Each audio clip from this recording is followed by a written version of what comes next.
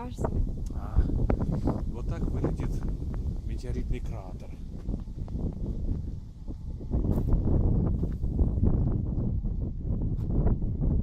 Как деревня называется? Кали? Так и называется, как озеро.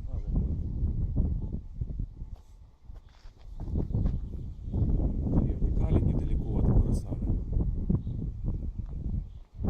Здесь группа метеоритных кратеров, 8 или 9 штук. Это самый большой. Вот это воронка, да? Надеюсь, тут не было деревни Кали, когда он сюда упал. На самом деле была. Да? Ну, именно здесь люди здесь рядом жили.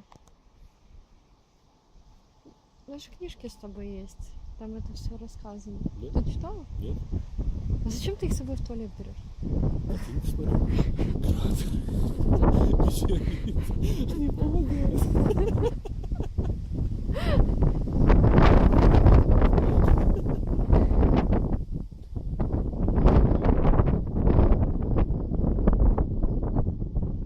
Я так понимаю, что вот тропинка можно обойти вокруг этого озера.